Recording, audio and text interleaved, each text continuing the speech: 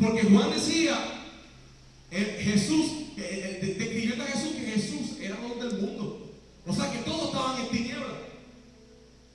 Y Cristo es el verdadero aceite. Y si Cristo es la cabeza de la iglesia, en nosotros no puede escasear el aceite. Y si hay un hermano que está escaseando el aceite en su lámpara, yo tengo el derecho de buscarlo. Si yo creo que un hermano está llegando, pues yo me tengo que comprar una caña de pescar y irme con él a pescar, aunque a mí no me gusta pescar. Y lo tomo de ejemplo porque me ganó para Cristo. Yo no puedo abandonar a José Omar porque ahora estamos pasando en una época difícil de su vida. Si cuando yo pasé las crisis más difíciles de mi vida, Él estuvo conmigo. Cuando yo llegaba a la iglesia con un zapato roto, César me compró uno. Cuando yo vivía solo en Puerto Rico, así se quedaba conmigo. ¿Cómo es que ahora, porque se sienten mal, yo te lo voy a decir, no, eso es un carnú, eso es un chuleta, olvídate de eso. Vámonos tú y yo, porque tú y yo tenemos la verdad. Vamos a hacer nuestra ortodoxia, nuestro poder, y vamos a hacer de él un hereje, un carnú. Y lo que tú estás haciendo con tu acción, lo estás poniendo en su vida una marca de mendigo. Un pobre espiritual. Un pobre espiritual. Iglesia con aceite, porque éramos forasteros ante los ojos de Dios. El aceite refleja la luz de la iglesia que coopera conforme a la justicia. Y esa justicia se manifiesta. Una de las cosas que yo pensaba, que yo estaba hablando con George, es que dice que con el corazón se cree. ¿Para qué? Ajá, ¿y qué después dice? Y con la boca se confiesa. Ah, no, pues con el corazón se cree para justicia y con la boca para salvación. El corazón es un órgano. Si mi mente está enfocada en la palabra, entonces las acciones de mi corazón y de mi vida son de justicia. Y Cristo vino para hacer justicia por los pobres. ¿Por qué leí Mateo 5, 3 y 4? Para también dejarlo ahí y enfocarme simplemente en el capítulo 7 de Lucas. Es porque cuando vamos a definir lo que es pobreza, es un tema bien complejo, pero no puede quitar que es la definición de una experiencia humana. Porque hay gente que son ricos, pero son pobres. Están tristes siempre, se quitan la vida. Si hay gente que se quita la vida por año, es el ejército de Estados Unidos. Busquen la estadística. Usted va a la guerra, no le pasa nada. Usted regresa con dinero y se quita la vida. Tenemos ministros que se quitan la vida.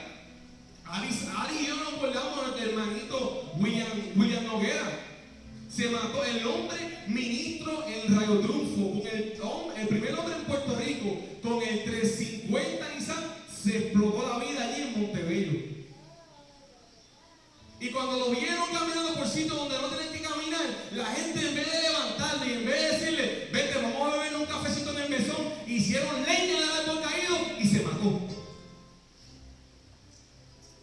¿Acaso hay alguien de apellido perfecto aquí, como hizo un día César?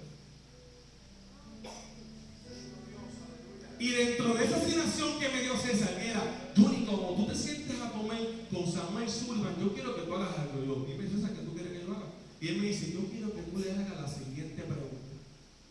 Pregúntale cuál ha sido la clave de él mantenerse humilde. La mayoría de las personas en la isla saben su testimonio de su enfermedad. Hace y yo sabemos desde dónde ese hombre viene. Y yo le dije a él, nada, si tú eres bautista o asamblea, ¿qué tú haces para conservar esa humildad? Con tanto conocimiento que tú tienes, no te daña. Con los últimos dos que fueron gobernadores que te llamaron para ser el jefe del departamento de educación y tú le diste que no, al igual que le diste que no a lo que están haciendo el partido político cristiano. ¿Qué tú haces para mantenerte humilde? Y me dice, fíjate, yo le di gracias a Pentecostés. Yo lo veré así, si tú no criticas, sí, pero una crítica buena. Y yo no te entiendo ni en el salón, ni ahora con el café. Pero trataré de darle una buena contestación a César. Y yo, no. Cuando mi papá fue a la guerra, él tenía que estar en combate sacando las fotos. Ahora no es como ahora, por satélite sacan las fotos. Antes en los sistemas de guerra, uno de tus trabajos buenos es, tú estabas entre la gente, y sacabas fotos, al igual que el capellán, como en las películas. El capellán iba con la Biblia, ahí mismo en la acción. Y su papá, que era un hombre ya mayor, le sacaba fotos a Mark Arthur, a toda esta gente, y él me está hablando de toda esa experiencia. Él me dijo, la experiencia más grande que yo tuve, que mientras papá estaba en la guerra, y lo que yo puedo acordar de mi retraso mental, era unos cristianos pobres que vivían en el tercer piso en el caserío de Nueva York donde yo vivía.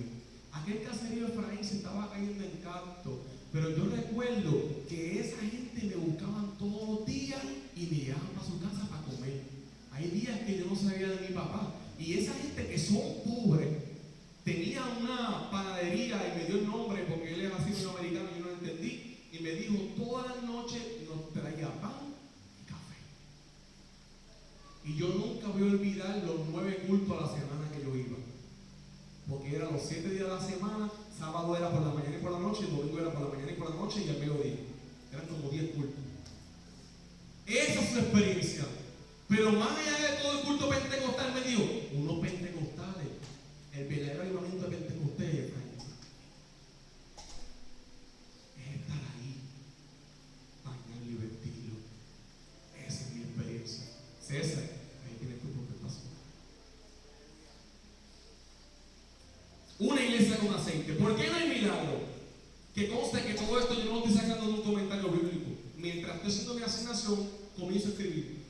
¿Por qué no hay milagro? ¿Por qué tanta opresión? ¿Por qué tanta necesidad? Y yo tengo que decirle algo. Lo mejor de la pobreza es, gracias, esta noche, Señor, sí, porque hay tantas iglesias por ahí que son. Lo mejor de la pobreza es que podemos entendernos. Podemos entendernos, escucha bien, ya que nos lleva al mismo encuentro. Y yo, ¿tú viste eso? Todos fuimos forasteros del cual recibimos una invitación. Todos fuimos pobres y parte de la lejanía de Dios, por ende, éramos enemigos de Dios. Romanos 3:23, por cuanto todos pecaron y estaban destituidos de la gloria de Dios. Y Romanos 1:18, porque la ira de Dios se revela desde el cielo contra toda impiedad e injusticia de los hombres, que detienen con injusticia la verdad.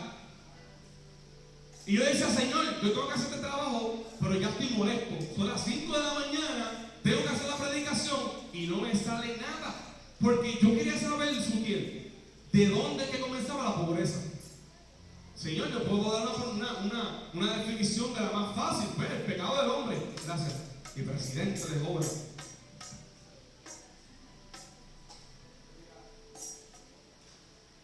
Dios, bueno, pues entró el pecado del mundo y ya somos pobres porque estamos lejos de Dios.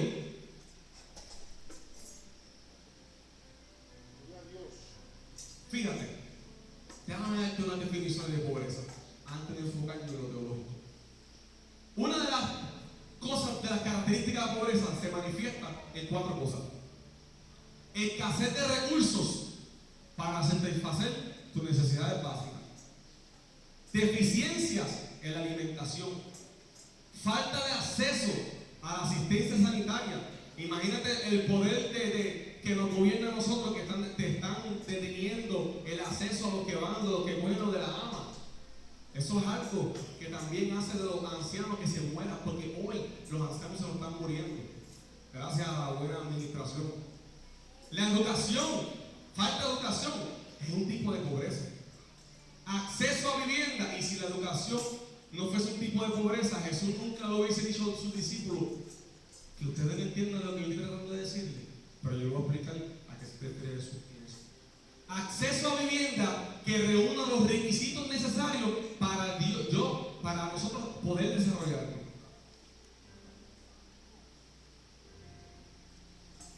Cuando Dios llama a Abraham, siempre hemos hablado de que abandona tu tierra y tu parentela. No. Dios no le está diciendo eso a Abraham. En capítulo 12, lo que Dios le está diciendo a Abraham, abandona tu vida en el desierto. Porque las personas que viven en el desierto, lo más que una tierra te puede dar para fruto, mamá Aida, son 10 años. Son 10 años. Después te tienes que ir muriendo. Por eso cuando Dios llama a Abraham, le dice, vete de la tierra donde tuviste lo que estuviste. Era un hombre negociante. Abraham no era cualquier persona, pero vivía en el desierto. Y el propósito de Dios era manifestar su justicia en aquellos que no tenían nacionalidad, José Manuel. que no tenían un título, que no tenían nada. Por eso la Biblia dice que de lo vil y de lo menospreciado escogió Dios el mundo, porque ya existían los grandes edificadores, ya existía Egipto, ya existía Babilonia, ya existía Siria, Israel no existía. Y de Abraham, Dios quería hacer una nación con aceite. Y para hacer esto más resumido y más corto, desde Deuteronomio, Dios le está diciendo al pueblo de Israel: maldito el que pervirtiere el derecho del mendigo. Deuteronomio 27, 19. Cuida del forastero, porque extranjero eras tú en la tierra de Egipto. Y yo me puse a pensar, Señor, pero no entiendo. Y es que los grandes poderes se manifiestan, Katy, por símbolo. Por ejemplo, Rusia usa un oso. Inglaterra usa un león. Francia usa un tigre. Estados Unidos, la águila. Y la iglesia, el cordero de Apocalipsis que le leí ahorita. Están locos, y como el pueblo no logró una ciudadanía por voluntad propia, sino por la voluntad de Dios en sí mismo, que hace una misión en sí mismo para alcanzar a una nación que no tiene nombre, la intención era de vestirlos para que la gente, a través de la justicia que Dios está manifestando en aquella lámpara que estaría en Sion, hacer justicia, que existiese la equidad, que nunca abandonaran al pobre. Pero ¿sabes qué? Yo descubrí qué fue lo que pasó y cómo vino la pobreza. Abandonaron al pobre. Cualquiera que estudia el Antiguo Testamento dice: no, el pecado más grande de Israel fue la idolatría. Pues sí, pero ¿qué es una idolatría? Toda aquella adoración que no tiene que ver con los asuntos de Dios. Una de las crisis más grandes que vemos hoy es la división. Y el último capítulo del libro de Jueces, mientras Josué dice: lo logramos, llegamos a Canaán, Jueces dice: cada tribu hace lo que quiere, como que no tiene un rey. Y cada vez que los iban a atacar, ahí era cuando único un poco se podía morir. Y con eso, Dios los entregaba en posesión de los madianitas. ¿Por qué? Porque se olvidaron del pobre. Porque cuando llegaron allá, Saúl trató y no pudo. Pero vino David y lo logró. David fue el hombre que todo el mundo lo critica porque pecó, que cómo es posible que Dios le llame conforme al corazón de Dios. Y es que nosotros no podemos definirlo partiendo desde acá. Cuando tú te metes allá, es que quienes están escoltando a David, cuando el corazón de Israel se va a tomar Absalón, son estos mendigos que él había adoptado. Son estos pobres los que están escoltando a David al desierto. Porque del desierto habían venido y ahora se tienen que ir para el desierto nuevamente. Le vendieron los zapatos. César a mí me compró unos zapatos y ese fue el fin de yo poder convertirme de verdad, porque yo iba a un culto viernes como semana y el sábado me iba para el Parisito por el posible. ¿Reías a los hermanos algo por reírse? Deuteronomio 23:7: no aborrecerás al edomita porque es tu hermano, forastero fuiste en su tierra. Salmo 112:9: es Dios quien reparte de sus bienes a los pobres, su justicia permanece para siempre. Claro está que el reino se dividió y fueron exiliados, pero esto es un salmo que tiene que ver con Cristo.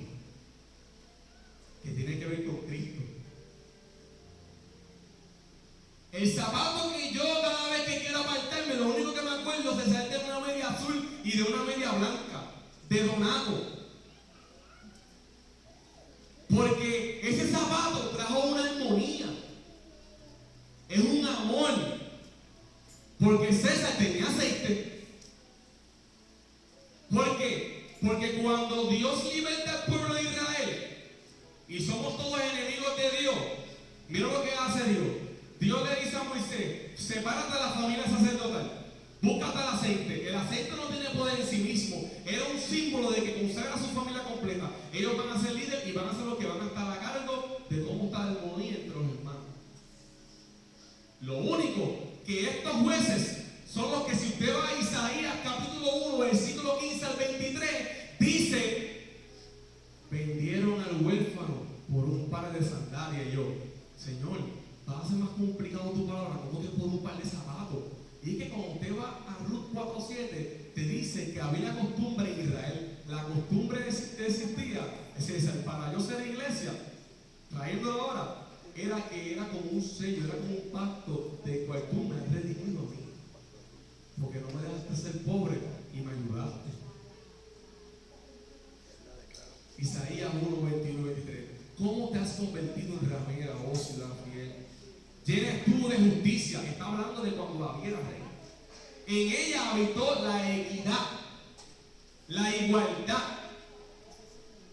Nunca deje de llamar a su hermano por el mero hecho que lleva 2 semanas sin venir. Nunca tenga la depravación de pensar que cuando alguien se va es que Dios va a estar limpiando la casa, porque no es bíblico.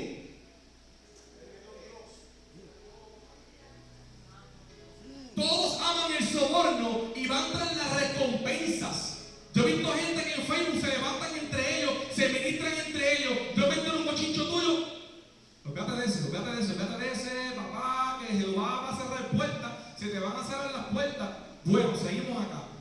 Y van tras la recompensa, no hace justicia al huérfano, ni llega a ellos la viuda. Abandonar al pobre era símbolo de injusticia. Y estos a quienes seleccionaban el aceite eran los que cogían mi ofrenda. Mírate bien, mira lo que pasaba con el pobre. Como el pobre no tiene de dónde sacar dinero, el pobre entonces podía comprar un corderito, se lo daba al sacerdote, y el sacerdote llevaba la ofrenda de paz para reconciliarme ante el Padre. Por eso David decía: venid, entrad por su puerta todos, entren todos.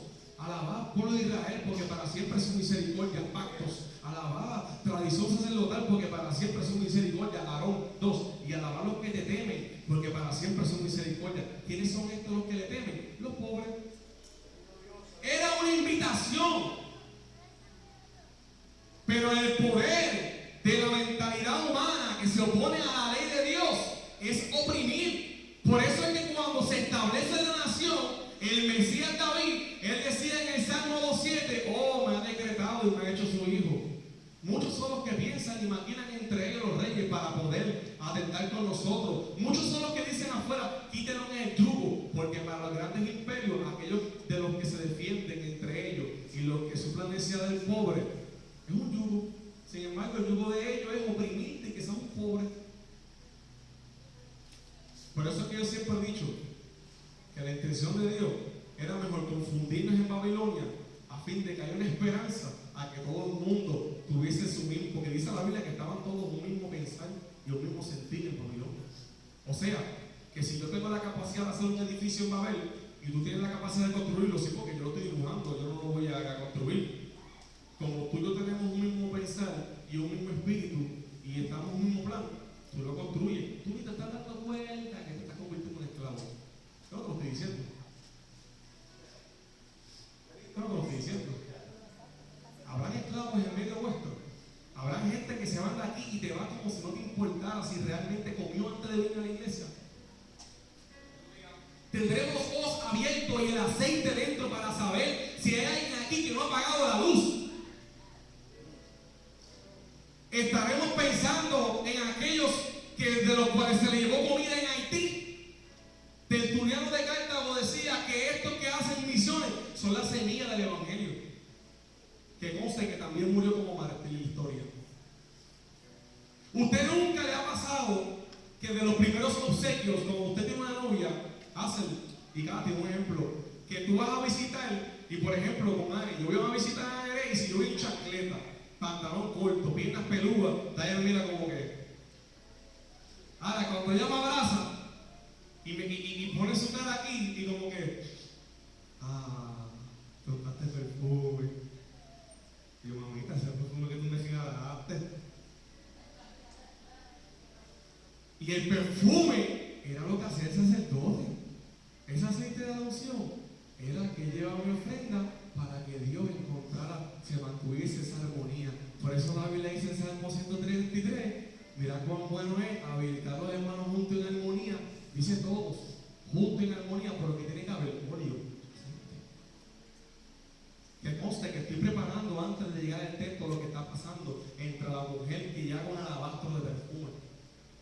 A mí me enseñaba un buen maestro que yo no puedo predicar, aunque el tiempo sea media hora, pretendiendo de que todo el mundo lo sabe, porque entonces me convierto en un opresor y en un agresor de una conversación. O estamos todos en la barca, o se va a la mitad. Lo que quieran ser élite y lo más conocimiento que sepan, se tiene por ti. Yo voy suavecito para aquellos que no saben. El símbolo de aceite tiene varias características que en esta noche les traje 3.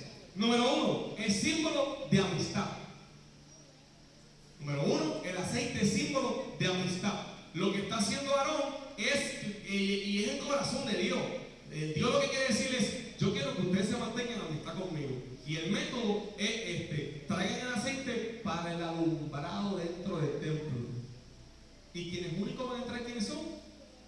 Los sacerdotes. ¿Y nosotros somos qué? Real sacerdocio, nación santa, de cual Cristo es cabeza. O sea, se supone que todo el mundo tengamos aceite, ¿verdad? O sea, se supone que todo el mundo manifestamos justicia, ¿verdad? Ok, es símbolo de amistad. Proverbios 27:9. El ungüento y el perfume, Katy, alegra el corazón.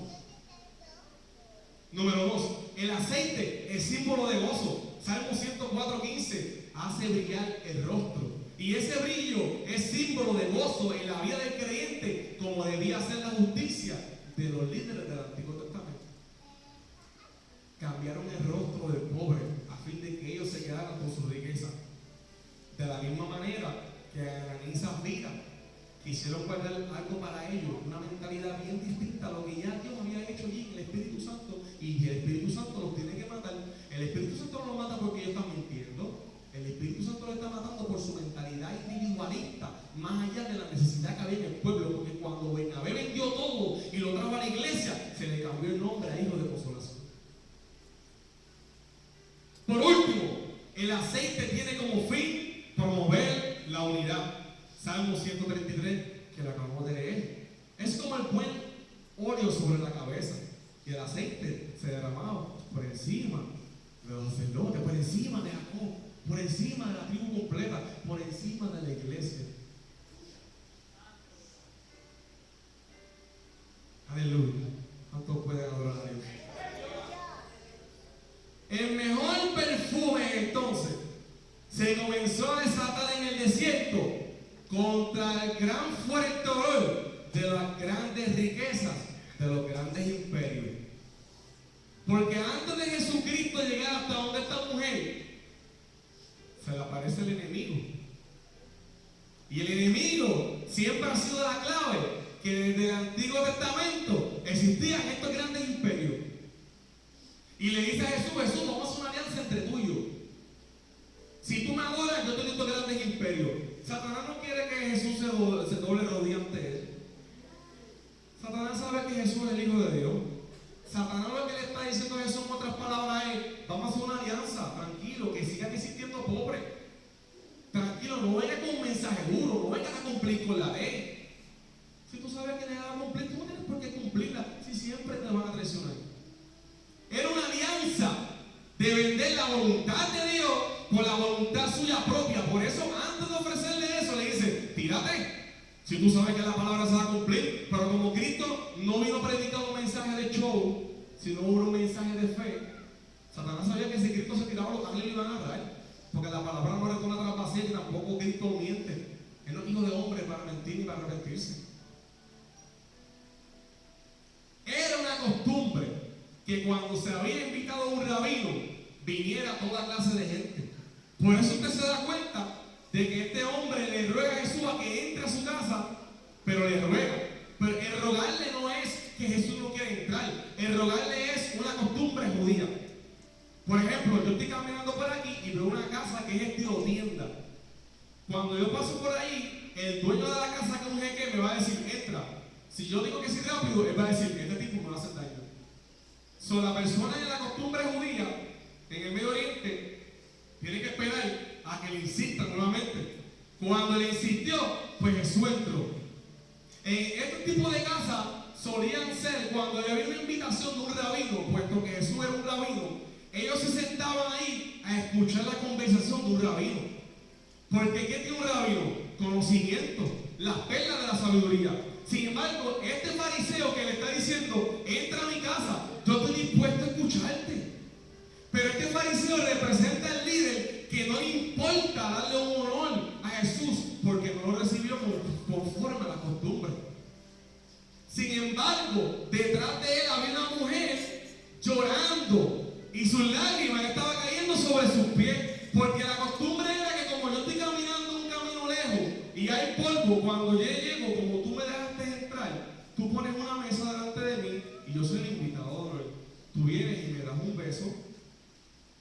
Por eso dice, tú no me has besado, no es que no me besaste, por si acaso es que todo usa todo sabe. No. Es costumbre. Y la costumbre era que el fariseo le limpiara los pies. Y la costumbre era que si era posible que quemara un incienso, que guardaba un grato olor, para que diera un aroma a la rosa. El ambiente de este líder espiritual es un ambiente hostil.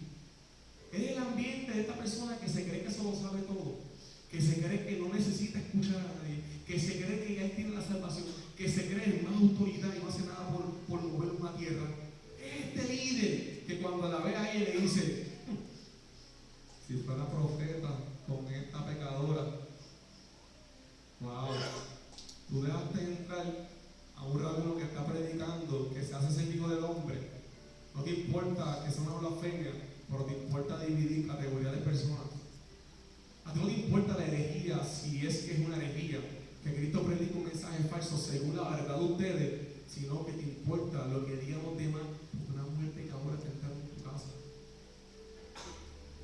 Sin embargo, esta mujer entra y con un perfume caro, porque ella viene de la ciudad, y en las grandes ciudades es donde se mueven los símbolos de poder que les digo ahorita.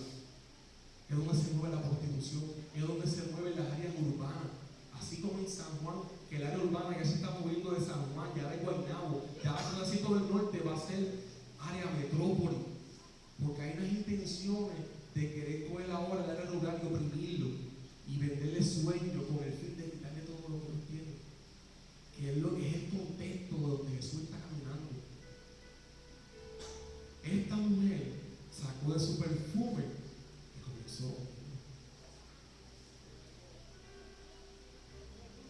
Lo mejor de la pobreza de esa mujer era que Cristo no rechaza lo que ella está haciendo, porque ella no está entregando su perfume nada más, está entregando todo. Una persona que es evangelista a mí me dice, no, yo no tengo que ir más porque el Nuevo Testamento no lo dice. Y yo le dije, mira, inteligente evangelista, sé que estudiaste, el Nuevo Testamento no tiene la necesidad de mencionar la palabra diezmo, porque la iglesia primitiva se está formando por judíos, y los judíos entienden que tienen que diezmar.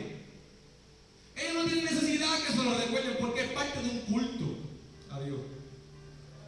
Yo le dije, pero tranquilo, varón, que Dios te siga utilizando y sigue robando. Jesús entró allí a emitir el mensaje que mediante ese perfume y ese aceite estaba emitiendo, la presencia de Jesús en aquel lugar estaba emitiendo reconciliación, porque el fin de cada líder que ha sido ungido con aceite es libertar al pobre y sacar lo mejor de él. La presencia de Cristo, fíjate que es una conversación de sabiduría. Aquí hay dos hombres importantes.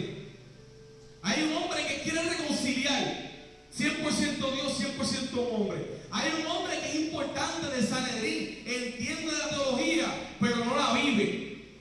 Y está la mujer que reconoce que es pecadora, que reconoce que su aceite es caro, pero ha sido recolectado a lo mejor no de la manera correcta. Sin embargo, está entregando todo. El fin de lo que estudiamos aquí no es ser mejor que usted. Porque si todo el mundo tuviera la misma circunstancia de la vida, todo el mundo fuera pobre de la misma manera, o todo el mundo fuera abogado de la misma manera. Pero todos vivimos circunstancias difíciles, porque yo le voy a la gente que usted no le va a llegar, pero usted le va a la gente que yo no le voy a llegar. Pero como todo lo coopera es un mismo espíritu, la gloria es de Dios, porque no se trata de nosotros, se trata de Él.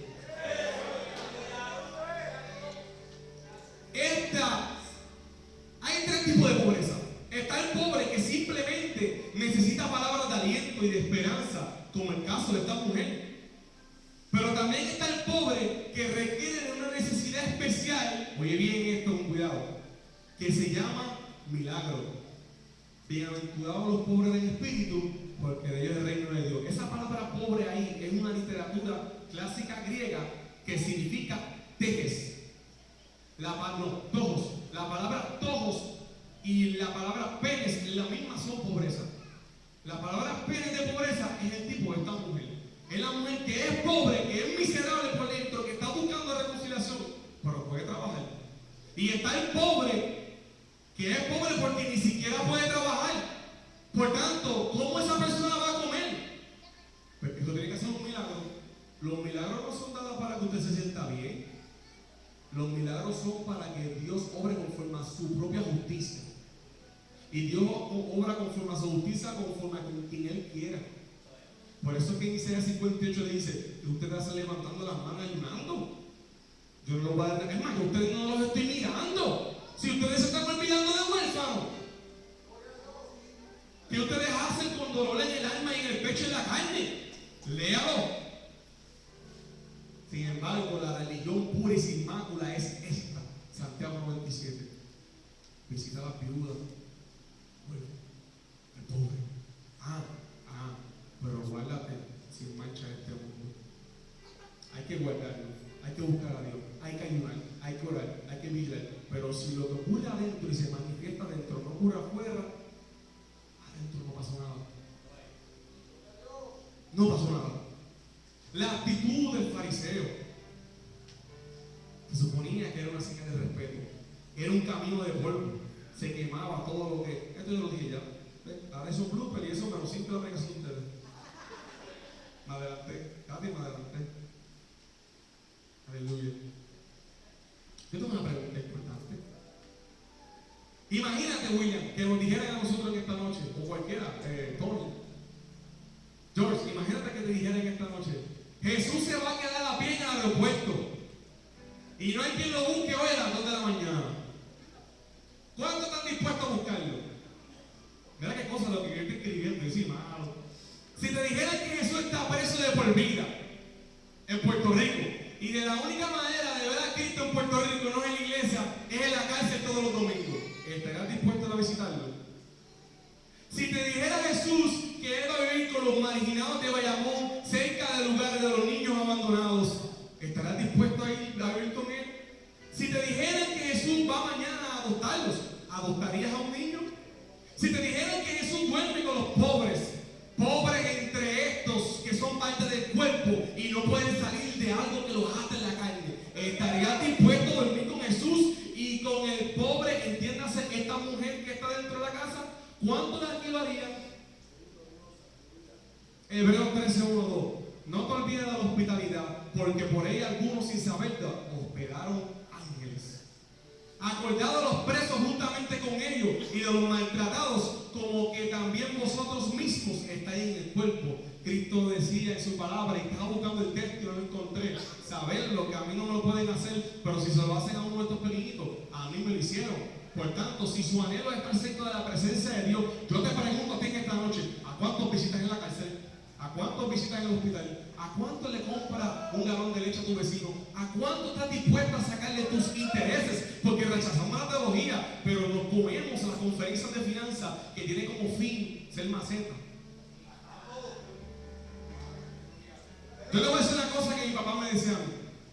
Mi papá me decía a mí: Junior, tú tienes que ser un buen administrador de tu dinero. Cuando Fortunio nos activó, y yo: papi, déjate quieto, ya yo no voy a la iglesia, déjame tranquilo. Pero era algo dentro de mí. Eso es lo que le llaman el imago Dei, la imagen y semejanza de Dios. Es algo, por eso es que usted ve que hay gente que estudia sociología y se va mucho por el área de la justicia, porque es algo que está dentro de ellos, pero no es de ellos, es que vienen del espíritu del soplo de Dios. No el Espíritu Santo, es Ruach. Es algo que proviene de Dios.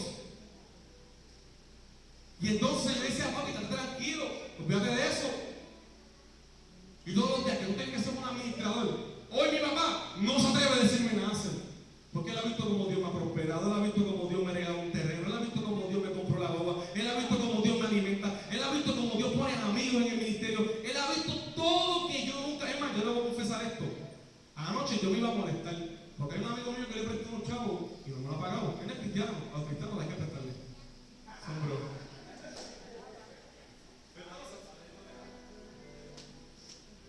Entonces, él me llama porque mi tarjeta de H no la encuentro y tiene el logo de Visa. Mi tarjeta desaparece y yo digo, la boté. Entonces, mi comunidad de fe, que son los mejores, me dicen, Junior, organízate. Y yo, aleluya, por no decir nada. Entonces, me llama un muchacho una semana después. Me dice, mira, que yo estaba buscando porque tu ATH Visa yo la encontré. Y entonces yo me la llevé conmigo y no te consigo por Facebook. Y yo, pero es que yo no te tengo por Facebook. Pasaron un par de días, pero mira, mi tarjeta estaba en mi carro y mi carro yo lo presté a alguien y la usó y firmó como si fuera de él, pensando que era la mía, y usó 40 pesos tuyos. Yo dije, federal. Yo, tranquilo, mi amigo, como tú te das los chavos, me los das. Y pasaban 2 semanas, y yo, papá, me viste al día, y le dije, te quedaste mal. Oye, me escribió un mensaje y se puso potrón. Y yo iba a escribirle, gracias a Dios que me dijo. Pero dije, no, Señor que prenda, Señor que prenda, Señor que prenda. Dije, son buenos. No, le dije, o sea, es una práctica, ¿sabes? Dios me está probando. ¿Sabes? Dios me está probando, a ver qué yo hago. Y yo dije, pues está bien. Hoy, antes, media hora antes de ir para acá, me llamó un amigo mío que vino un día justo aquí que iba a ser sacerdote de Bayamón y me dice, Efraín, tengo 250 pesos que te debo. Pues mira, yo decidí no molestarme y este que no apareció hace como 6 meses vine a pagar mis 150 pesos. Si yo me hubiera puesto potrón, tenía que ir al banco, Manuel. Oye, y el Señor, ahora digo yo, el Señor lo era por ser muy misterioso, ¿sabes? ¿Qué yo comencé a ver en el distrito? Bueno, un pastor se me acercó y me dijo, yo ni te voy a decir la verdad. Ningún pastor pensaba que tú ibas a ser vicepresidente. Ningún pastor pensaba, y yo, es más, yo el pastor de poco, no pensaba que iba a ser mucho más viejo. Yo, pues ni modo, yo no tengo padrino, no me espera por eso. No, tranquilo. Y caigo vicepresidente. Y a la toma de posición, mucha gente me había, antes de la toma de posición, mucha gente se me acercó y me dijo, tú tienes que hacer algo grande. Porque si los del mundo hacen cosas grandes, y eso es un problema. A veces hablamos, no metan las cosas del mundo de la iglesia, pero operamos con la mentalidad mundana. Entonces, si los del mundo hacen una tarima, tú tienes que hacer una tarima mejor, porque eso es muy llamativo. Y yo decía, o me traigo a predicar a alguien que bote humo, o predico yo y los hago reír. Y yo fui honesto. Yo decía, no, yo no me siento para predicar. He pasado por tantas cosas, tantos ajetreos, que no me he preparado bien. Y yo entiendo que yo sería un irresponsable de tomar la parte sin prepararme, porque tú me vas a llenar la boca de moscas si yo no me preparo. Y llevamos un hombre, y hay algo que me gustó de un jovencito allí, que yo digo, ese chamaquito está lleno de aceite. Hay un grupo de jovencitos que eran rechazados por muchas iglesias. Muchos de ellos venían aquí, ya no vienen. Entonces, esos muchachitos ahora van a Martín Pueblo. Y yo veo como el predicador se le acerca a una nena que yo sé que es brillante, hija de Alfredo Luciano, el que hace el expositor, y él no la conoce, le dice, el Señor ha puesto en ti un pretexto. Pero que es un pretexto, era algo que una predicación como que el Señor te da un talento, no para que te enriquezcas con ello, como hoy que vende la palabra y por medio de disco y por medio de que tú sabes que ahora hoy declaran, te desata, cancela y si no va a hacer una cita. Entonces, le dice, el Señor ha puesto un pretexto de inteligencia. Y yo, este tipo no está en la calle. Y va donde el otro y le dice algo. Pero ¿qué pasa? Que mientras él está ministrando, yo veo que este muchachito, que yo sé de dónde viene, él se emociona. Entonces yo me recordaba cuando yo comencé, ¿sabes? A veces el Señor me está pasando por una escuela. Porque a veces pensamos que porque estamos estudiando no podemos escuchar a nadie. Hasta que un maestro se me acercó y me dijo, ten cuidado que no te conviertas en la amenaza de tu iglesia. Y me dio un cocotazo. Y a veces es como hace, me dice, si te lo digo yo nunca me haces caso, si viene otro le haces caso. Y es la verdad, a veces nosotros menospreciamos al líder que tenemos y le preparamos el camino a otro y ni siquiera ha terminado. Mente carnal. Una mente carnal que no es del Espíritu Santo. Y entonces, sí, me está dando calor, yo estoy luego un poquito más colmado, lo que pasa es que me está acabando ahí. Entonces, yo veo que el nene está. Cuando él se le acerca al nene, le dice, te pongo un abrazo de papá. Aquí el nene va a llorar. George sabe. Y todo el mundo comenzó a abrazarse. Y todo el mundo comenzó a llorar. Porque todos estaban juntos en armonía. Allí había aceite. Porque en medio de un muchachito que dice, estos pobres del caserío, Dios no va a hacer nada con ellos. Esos muchachitos ahora viven y duermen con la Biblia. Le pusieron zapatos en aquel lugar, le dieron una corbata, le regalaron un gabán y hoy se lo pueden poner. No pretendan que lo usen si no se lo van a regalar. Amén. Y ahora digo yo como los pentecostales, la Maida, allí se metió Dios. Que el culto se acabó a las 12 de la noche y se me acerca un pastor ¿verdad? Y me dice, hermano, y yo con respeto, porque yo siempre le faltaba respeto a la gente, lo confieso. A mí tú me decías algo, yo como que, ¿eso te crees tú? Yo también soy hijo de Dios. Yo no importa. Esa era una actitud del demonio. Eso está mal. Es que eso está mal. Los que operan pensando que tienen siempre la razón, nunca van a escuchar a Dios. Ya no necesitan a Dios porque tú tienes tu propia opinión. ¿Para qué tú buscas de Dios? Si ya tú tienes tu opinión. Y entonces, él me da un palo, pero me da un palo como peor. Lo peor es que me da César y Manuel, pero duro. Y yo, oye, venga, ¿sabes qué? Tú tienes razón. Perdóname. Porque es que lo que pasó allí, ustedes hacen. Son las 12 que madruga. Hay que recoger yo. La llave de uno de los muchachos se la llevaron y la guagua de cargar la cruz que montamos con bombilla, tuvimos que buscarlo empuñado. Mi guagua, la goma se le explotó. Cuando llegó el villa, los muchachos me habían cambiado la goma. Eso es aceite, eso es servicio. Yo me tardé como 15 minutos y ellos buscaron mi guagua en casa de una muchacha. Ya la guagua estaba con la goma montada. Yo me fui contento. Yo, Señor, dame lengua, no me lo falta, dámela. Es lo único que me falta, Señor.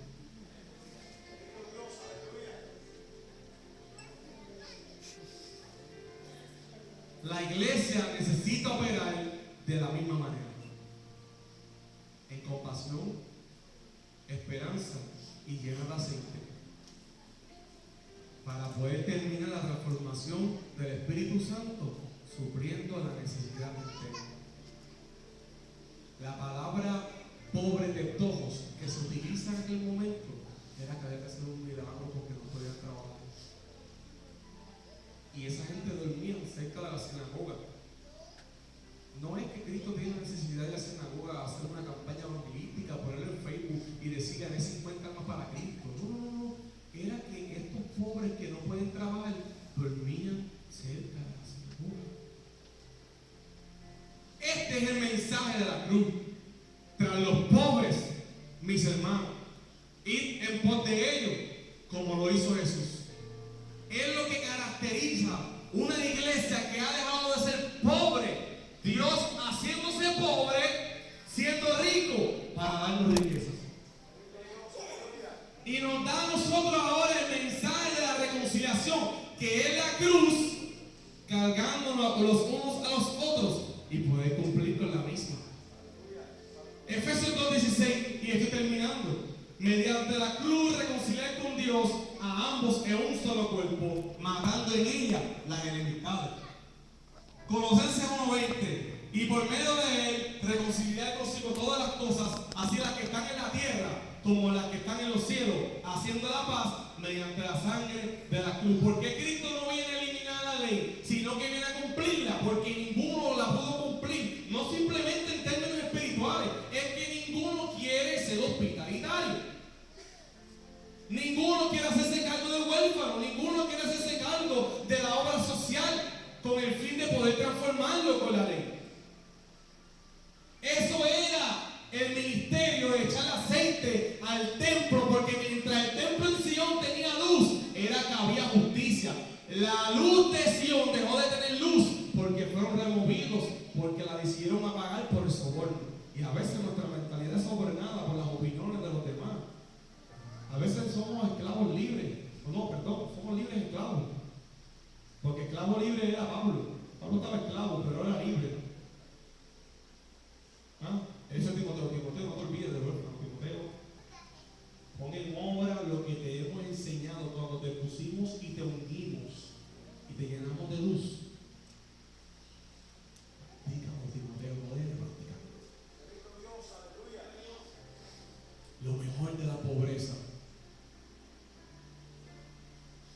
Esta mujer, Dios sacó lo mejor de ella y ahora ella puede servirle.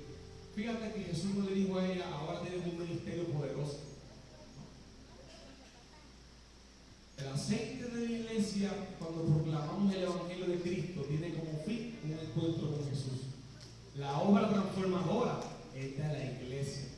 Y te voy a explicar por qué. Dios no coge a Pablo para ser apóstol. Dios se le acerca a Pablo para salvación. La iglesia, por orden del Espíritu Santo, en Hechos capítulo 13, lo manda al ministerio del apostolado. No podemos dejar de trabajar, pero eso se nos enseña por medio del discipulado. Y con esto termino. Aquella escena en aquel lugar no era simplemente para darle la salvación a aquella mujer. Era para dejarle saber al fariseo, fíjate, me dejaste entrar, pusiste en la mesa, pero yo quiero hacerte también una invitación a ti, está en ti. Es que mucho ama, mucho se le perdona. ¿Sabes? En ningún momento le dio al fariseo, te vaya del diablo, no. Porque en Lucas 13, un grupo de fariseos escondió a Jesús porque Herodes lo iba a matar. No todos los fariseos son malos. Yo creo que una de las palabras más enemigas que se han metido en la iglesia es la palabra legalismo. Porque si supieron lo que es la palabra legalismo, supieron verdaderamente el contenido. Porque si había lo mejor era el fariseo, lo único que no estaba cumpliendo con la ley. Bueno, hay un grupito que escondió a Jesús, Lucas 13, fíjalo. No me ungiste la cabeza, fariseo. Yo quiero que tú aprendas a servir. Y entré aquí a tu casa, porque aunque tú no me diste el honor, yo te lo quiero dar a ti. Y es más, y no te lo voy a dar desde mí. Te estoy dando este ejemplo de honor por el medio de una pobre. El hecho de que tú no puedes ir a estudiar no significa de que tú no puedes lograr lo que Dios puso en tu vida. El hecho de que tú no sabes todavía lo que Dios va a hacer contigo no significa ni te impide de trabajar para Él, porque tienes los dones del Espíritu Santo. Eres llena del Espíritu Santo. Fuiste sellado con el Espíritu Santo. Si el Señor a mí me va a dar lengua o no me la va a dar, yo no sé, eso le place a Él. Si verdaderamente yo la necesito porque le voy a hablar africano o en África de aquí, pues se las hablaré. Todo que se haga con los dones para reconciliar. Y reconciliar requiere entendimiento. ¿Cuál es mi llamado? No abandonar mi iglesia. Ayudar al necesitado. Resistir a lo que yo poco a poco voy cambiando porque yo no lo busqué. Yo sembré el que mucha gente hará, pues me da un poco. Yo sembré a lo mejor el que mucha gente a lo mejor no pueden hacer por el mero hecho de que se pasa conmigo. Yo sembré eso. Y es mi responsabilidad ahora arreglarlo. Es la responsabilidad mía y de Manuel. Nosotros tenemos un carácter fuerte de militar y a veces somos a veces como que se nos pasa. Si alguien dice a lo mejor un pequeñito disparate, como que, y se nos pasa. Pero también yo tengo una escuela. Y la escuela mía es diferente a la tuya, pero con un mismo espíritu.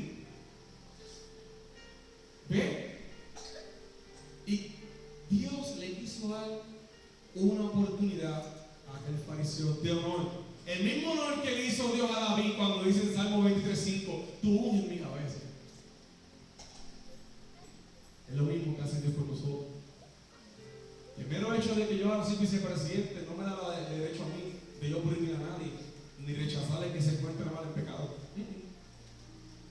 Morir con él, para que juntamente con lo que ya yo tengo, poder resucitarlo, no abandonarlo. En una ocasión, y con esto termino, se contaba a este niño en la escuela, ahora soy César, que siempre tiene anécdota. Oye, bien, se encontraba este niño en la escuela y su mamá trabajaba como conserje, mantenimiento. Y aquel niño era el objeto Le decían, por ahí viene el hijo de la puerta, porque la mamá era vista. Así dice la anécdota. No es que quiero yo faltar el respeto a que a la mujer tenga ese problema. Es que así dice la anécdota. No es mi intención, ¿verdad?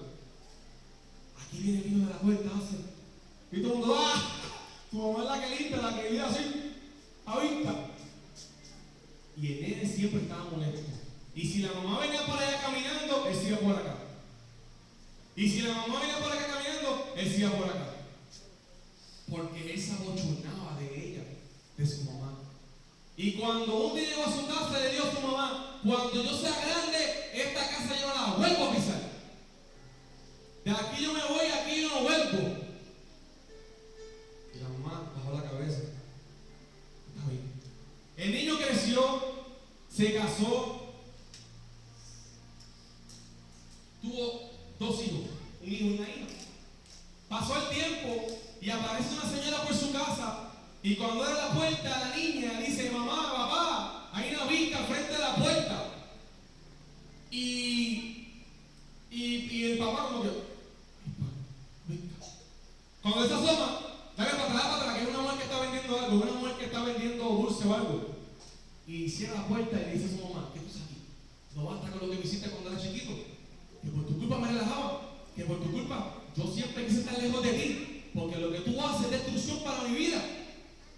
Y la mamá: chico, pero no, vete de aquí, esa es mi nieta. No, ni te atrevas a decirle que eres su abuela. Te vas y eres simplemente una vendedora. La mamá se fue y no volvió jamás. Pero cuando ella se iba, la nena se asomó por la ventana: papá, ¿quién es esa señora? Le dije que es una vendedora. Y él decidió asomarse por la ventana y también mirar, pero le dio pichón. Se entera de que su madre muere y no le importa. Pero con el tiempo, George, él comenzó a sentir como que déjame dar una vuelta por el barrio. Y cuando él comenzó a caminar por el mismo lugar, la situación no cambiaba. La situación del lugar había sido la misma. La misma. La gente trabajaba, hacía lo mismo. Y cuando él va, se asoma a la casa donde él se crió y pegó a mirar fotos, pegó a mirar cosas. Y empezó a sentir un poco como que empezó a chocarle Gloria, como empezó. Cuando él se va, la vecina lo llama: ¡ey, no te vayas! Y él: ¿qué pasa a esta? ¡No te vayas! Tengo una carta para ti. Él se lleva la carta y se va. Y cuando llega a su casa, comienza a leer la carta. Y cuando la comienza a leer, le decía: hijo, te pido perdón por todo el daño que te hice. Te pido perdón porque fui una mala madre y muchas veces no entendiste lo que yo hacía por ti. A lo mejor nunca supe explicarte. Te pido perdón por el lugar donde tuviste que vivir y el ambiente donde te rodeaste. Te pido perdón, pero fíjate, si estás leyendo esta carta es que yo me he muerto. Y quiero confesarte que cuando eras niño tuviste un accidente y perdiste un miembro del ojo. Y yo fui al hospital y te di un miembro mío a fin de hacer justicia por mi hijo. Porque mi hijo no podía crecer siendo visto. Mi hijo no podía ser objeto de burla. Mi hijo no podía ser rechazado por los demás. Mi hijo tenía que tener una vida de riqueza y de abundancia. Y yo preferí ser objeto de burla, rechazado entre los hombres, para darte todo. Preferí ser la pobre a hacerte rico para que lo tuvieras todo.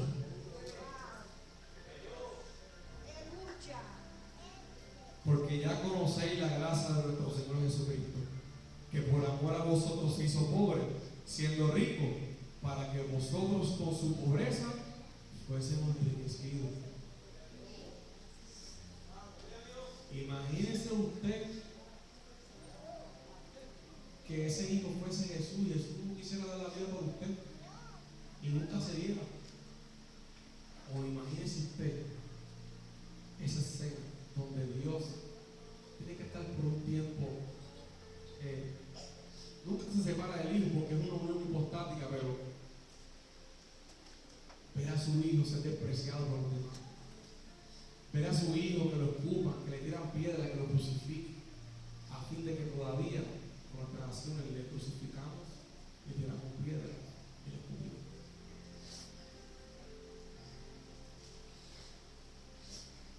yo te di un miembro de mi vida para que tú me fueses digno. ¿Y quién es su rostro? Señor, yo te doy gracias en esta noche,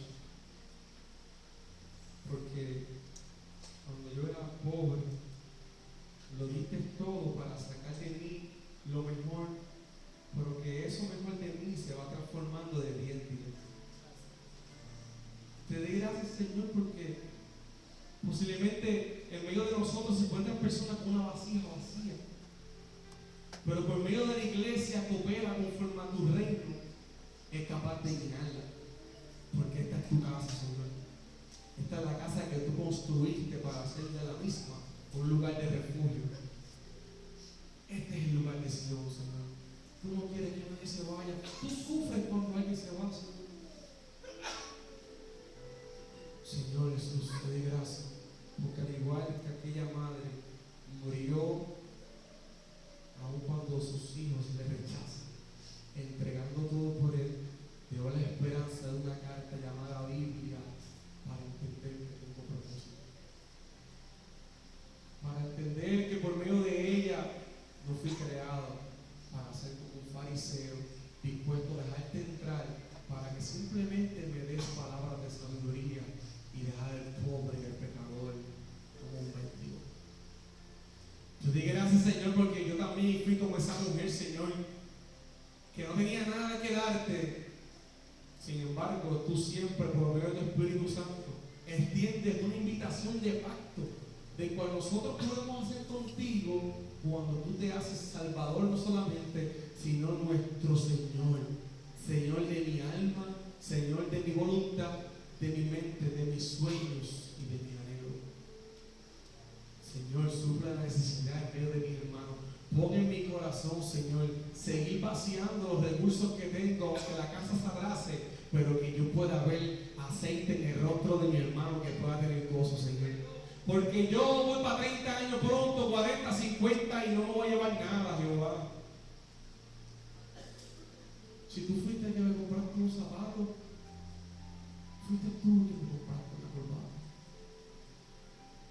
Fuiste tú, Señor, que enviaste a amigos como Xiomar a llevar a la casa, con un Nissan, con 4 bocinotas, escuchando una santa, Señor. Fuiste tú, Señor, que traíste a hacer de un colegio cuando ya yo no creía en ti, cuando yo odiaba por el abandono y por el rechazo, pero me enseñaste que no todos somos perfectos y que cuando viene esa tentación a mi vida, reconozco que primero te rechacé yo a ti antes de que yo me rechazara. Señor, suple la necesidad. Que aquel que necesita un milagro, tú lo puedas hacer. Tanto como aquel que necesita un trabajo, tú le puedas suplir la necesidad. Tanto de aquel que no tiene ambas, pero tú puedas operar a través de mis manos para suplir mi necesidad. Señor, pon en el corazón de los penales. Pon en nuestros corazones ir tras las viudas. Pon en nuestro corazón el corazón misionero, Señor. Señor, porque no he escuchado predicaciones en esta casa que tengan que ver con la